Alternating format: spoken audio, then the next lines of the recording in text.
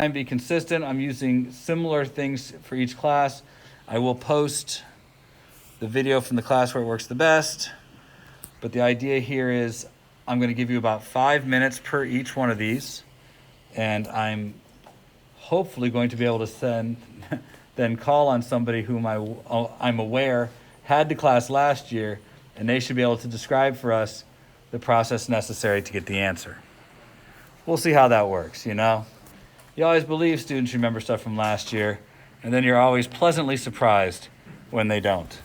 So here's our first example, and this should piggyback pretty well off of what we talked about on Friday. I've got a box that is sitting on the on level ground. It is not moving, so its velocity is 0. It's experiencing a 45 Newton force at an angle of 30 degrees. The box itself has a mass of 5 kilograms. You should be able to tell me the frictional force acting on the box and the normal force acting on the box. All right. So like I said, today is a lot of drill. Let's see how you do. So I am going to call on somebody. I'll give it like 5 minutes, maybe less. By the way, this was not clear in fourth period. I'm expecting you to draw a free body diagram, apply coordinate system, resolve any forces that are not on an axis, and then utilize Newton's law. So if you just give me the answer, that's not sufficient. You will have to explain what to do. I suspect that's probably enough time. So, Damien, why don't you explain to me what I have to do here? First thing I did was draw a free body diagram. Could you describe your diagram to me? The first force I put was gravity, the weight, 5 times 10 is 5 kilograms times 10 meters per second. All right, so I have the weight. What else did you do? I broke up the 45 Newton force into components, so downward was 45 sine 30, and the horizontal to the right was 45 cosine 30. Okay, before I do that, since you said free body diagram, I want to draw one without any components yet. So can we continue the other forces, then we'll come back to breaking it up into components? There would be a normal force going upwards, but we don't know the magnitude of it, and then a frictional force going to the left, but we also don't know the magnitude of that. Okay. Now the reason I'm making you do this is because if you've never done this before, you might not understand why you were making the choices you were making. So can I assume from your conversation you have an idea about the coordinate system you'd like to draw in here? Yeah, I put downward is negative and right is positive. All right, so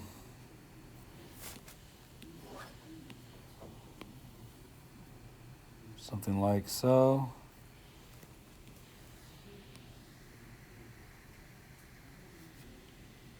So thus a coordinate system like that. And you listed this one as positive and this is positive? Yes. All right, fantastic. So we have a coordinate system. I have one off-axis force, and it sounded like you resolved that. What'd you resolve it to? Downwards is 45 sine 30. Okay, 45 sine 30. And then to the right is 45 cosine 30. And to the right, 45 cosine 30. All right, I want to stop for just a minute because that was a lot altogether. Is there anybody who has a question about any of the things we've done here? Yes, sir. Is it necessary to have a free body diagram with components, or can I just have mine without the components? They're not going to ask for you to make one with components on the exam. They're only going to want to see that you can draw a free body diagram highlighting the forces in the natural state in which they act. So you don't have to have this secondary one here if you don't need it. You guys follow that at home okay? That drawing it like this is not going to be required of you on the test. Drawing it the way we had it before with just the 4 forces is what's necessary for the test. You may want to do more. You don't have to. What you should not do is have a diagram that has components and the actual force together on the same diagram. That's an excellent way of getting points taken away from your paper.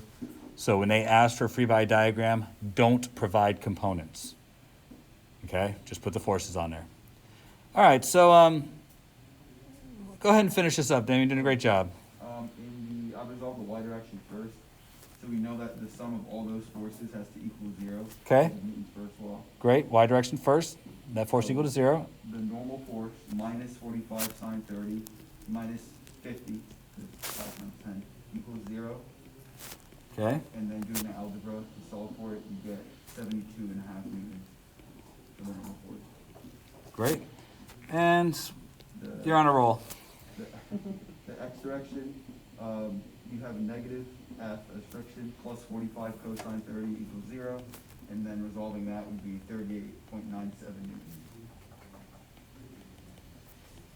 38 point what? 97. Thank you. Seems pretty straightforward. Think Dan did a great job. Any questions? All right.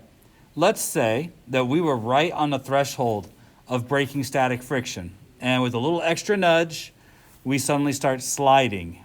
And immediately, the frictional force was divided by 2. What would be the acceleration of the system immediately after the system began to move? I'll say it again. We gave it just enough of a nudge to break static friction. We didn't change any of the forces. What would be the acceleration of the system if the friction was immediately reduced by a factor of 2? The sum of all the forces, that will be friction divided by 2, which is 19.5. And then that's equal to MA, so I just divided that number by the mass, which was 5 kilograms. All right, so suddenly the frictional force is 19.5 newtons. The horizontal force hasn't changed. So over here, oops, you've changed this to indicate that the net force is no longer equal to 0, but equal to MA. So 19.5 plus 39.98 equals 5 times A. Yep. And you solve that for A, and what'd you get?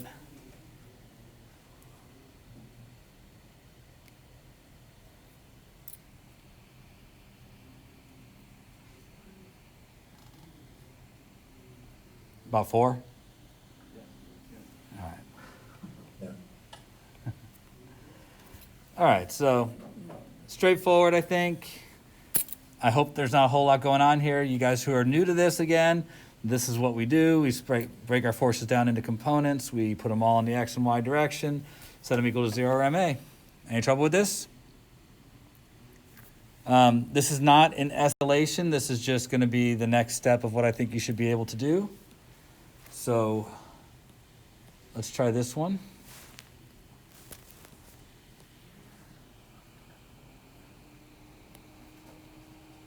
Have a wall and a roof line.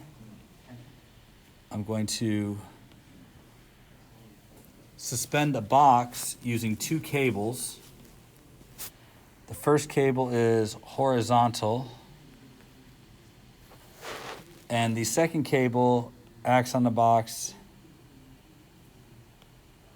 at an angle of 40 degrees with the horizontal,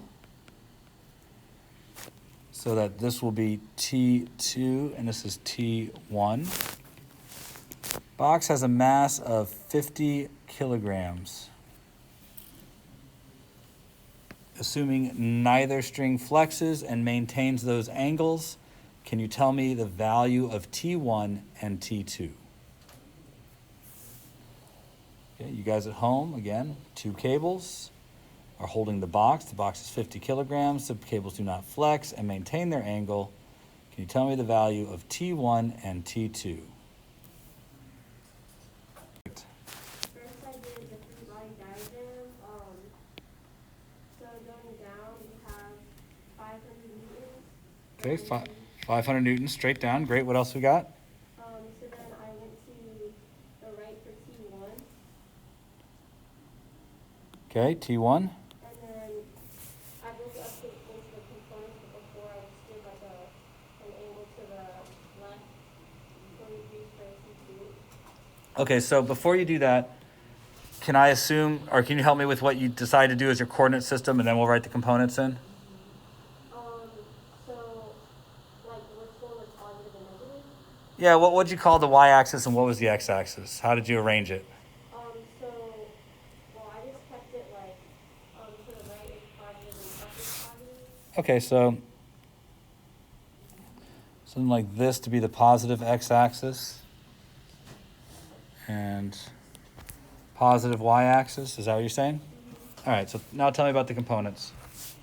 So for the, of the component, I got C2 sine 40, Okay. and for the, other one, I got C2 cosine 40. Okay, so for you guys who are new to this, what you're noticing is that most of the students who are accomplished, they know right away to start breaking theirs up into components. So you're not seeing them to spend a lot of time drawing a free body diagram with the actual forces in it. They know to go right to components. On the exam, of course, you might be requested to do that, the free body diagram, but when it comes to trying to solve under pressure, you're seeing them go right to components. And knowing your components, knowing your trig, that's going to be pretty critical. Did you already solve for T2 and T1? I didn't finish. Okay, so are you going to use a first law or a second law for this? I set them equal to 0 since it's an acceleration. Perfect. So yeah, that's what you'll do. And if you've worked it out correctly, you got the T2 sine 40 equals 500. So T2 is like 778 newtons. And that makes T2 cosine theta equal to T1. So T1 is going to be 598 newtons, I believe. Am I close? 596? Okay. So, again, that's how they're solved. And this is the mathematics behind it. The number's less important, but there is an important implication here that I would like you to see. Please notice that in order to hold the box in this arrangement, both cables will have more tension than if you just hung the box with one cable. Right? The box is 500 newtons, but the cables are grossly over that value in order to have it held and suspended in this manner. In this class, it would not be uncommon for us to find an optimized angle where we could reduce the forces in the cables. So although this would be a standard kind of AP Physics 1 question, with the idea of which cable might be holding more of the weight, that's qualitative. I don't think it's a surprise to think that T2 is going to have more tension in it than T1, considering that T2 has to not only suspend all of the upward force, but also has to pull to the left to balance T1, because T2 is the only cable that provides an upward force. So it shouldn't be a surprise that it's the cable with the most tension in it.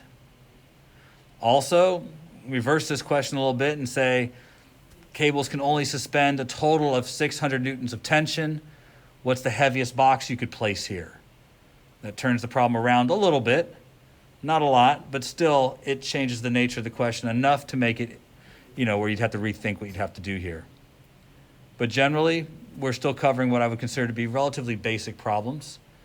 Ready for us to move on? All right, so the next problem I have to do is done out of necessity because it forms kind of the backbone for, I don't know, not 90%, but a healthy number of problems in the physics curriculum.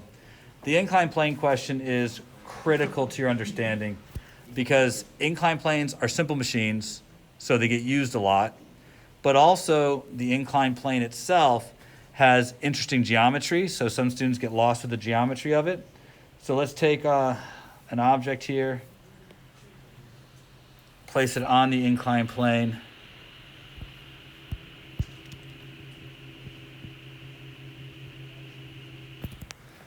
And let's say that the object has I don't know, this part doesn't matter. Let's say 5 kilograms. And give me an angle, not 30 degrees. 40 degrees. All right, so what we want here is let's go with let's say it's frictionless for this one.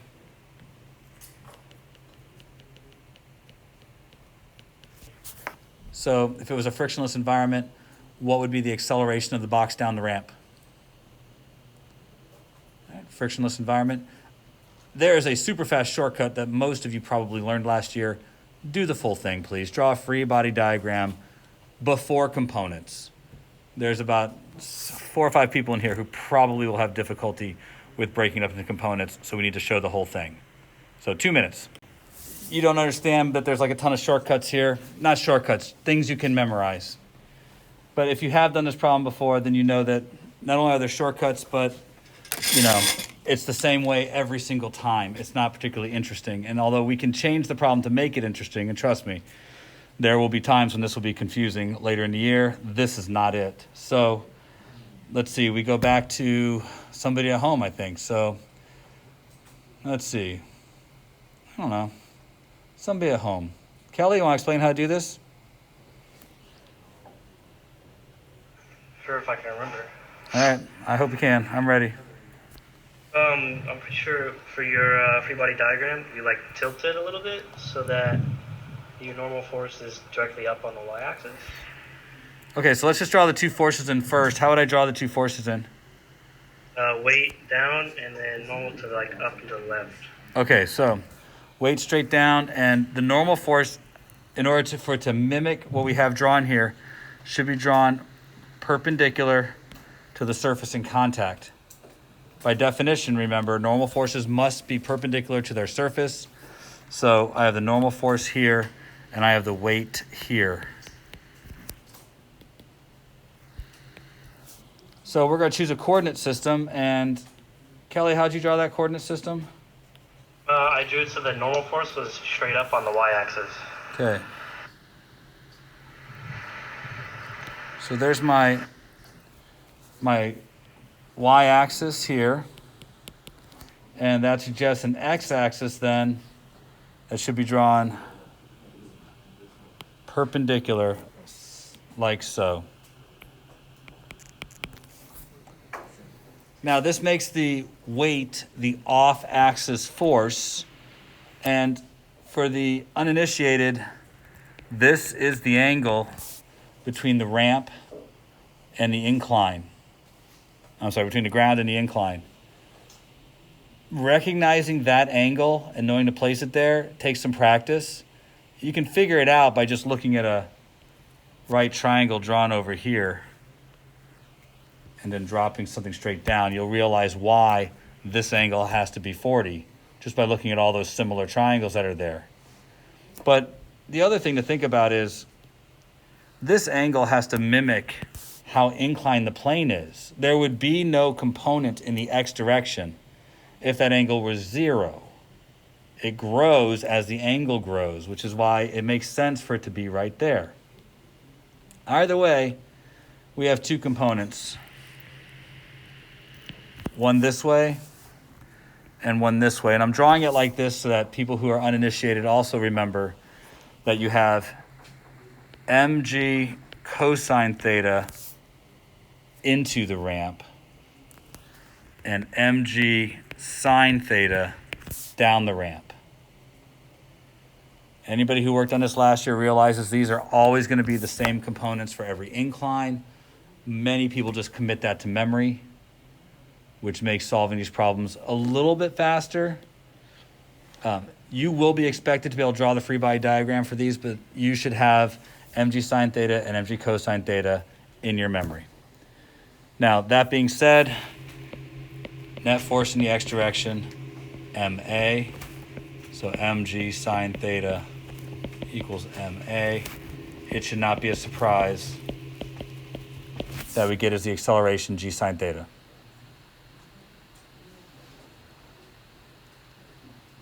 So you pop your numbers in. Doesn't matter that it was 5 kilograms. Anything that would be on the incline had the same acceleration down the ramp, since gravity is the thing that's accelerating it. Okay. I want you to think about maybe a different scenario completely. And let's talk for a moment about drag. Drag is a force that, depending on the type of drag, determines how drag will affect your object. First, there's different kinds of drag, laminar drag and turbulent drag, representing the two most common types of drag. Generally, drag is a force that is proportional to the velocity. For more extreme types of drag, it's proportional to the velocity of the object squared. For objects where the flow of the fluid is relatively laminar or very predictable, sometimes it's only proportional to the velocity. It's hard to know whether you're going to be dealing with each kind of drag. These two values for C are not the same. They can't be. The units wouldn't work out. But there is what's known as a coefficient of drag. In this case, it's a combination of things about the object. It's cross-sectional area, it's area to weight ratio, the type of fluid it's falling in. There's several things about it, even its shape and how much aerodynamics it has, all play a role in shaping that value. So I want you to imagine dropping some irregularly shaped object through the air and just letting it fall due to its own gravity. So we know we'll have gravity acting downwards. Drag, by definition, opposes velocity. So the drag force would have to be upwards. So here's my question. What's the acceleration when this object is first released? And what happens to the acceleration after the object's been falling for a long time? So I'll say both questions again. I want you to think it through for a few minutes. Everybody has a chance to do so. What's the acceleration of the object after it's first released? And what happens to that acceleration as the object has fallen for a few minutes? So I have two questions. T0, A equals what? And T equals something. A equals what? So let's go with, based on what time it is, 60 seconds, and then I'm just going to pick somebody. After the t is 0, it is negative 9.8 meters squared. Because that's just the acceleration of gravity. Why? Because if kind of the same thing, like the mass does not matter, the force of gravity is going to be the same no matter what. At t equals 0, when you first let go of the object, what's its velocity? Oh, velocity, yeah, zero. All right, so when we first let go of the object, and this is at t equals 0, there is no drag. The only force acting on the object will be the force of gravity. That'll be an unbalanced force, so the net force will equal ma, meaning that the object is going to begin its fall with an acceleration equal to the acceleration of gravity. That's at time equals 0. By definition, acceleration is the change in velocity, so immediately after we release it, there will be some drag acting on the object.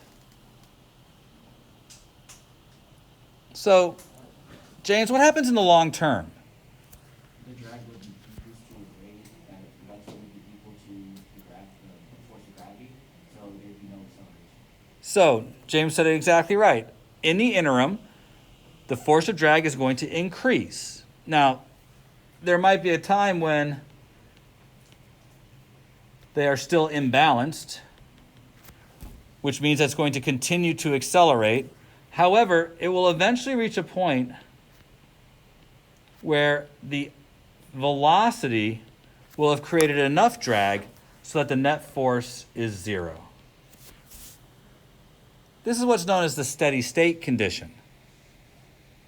At this moment, the net force is 0, the acceleration has gone to 0, and the velocity will be a constant. This is also known as terminal velocity.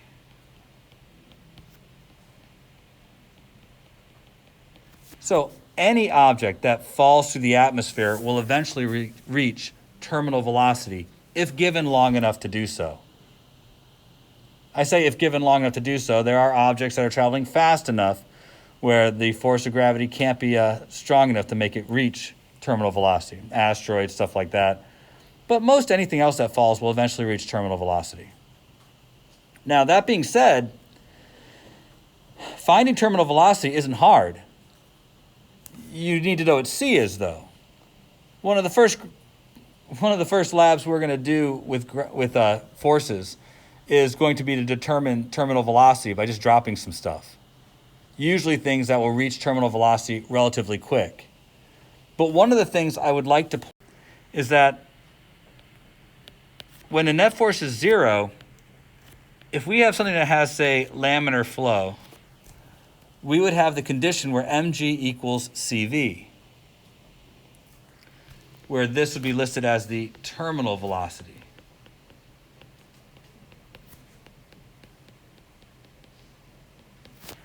It should be pretty clear that the terminal velocity is proportional to the mass.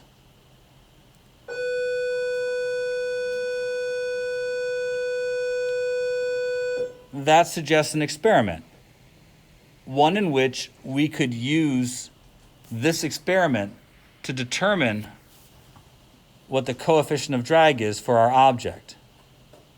Also, it could be an experiment used to determine which form of drag our object is experiencing. We acquire data and see whether it's linear or quadratic. So that lab we're doing later this week. Aside from that, that's it for today. Tomorrow's going to be challenging. Today was more straightforward.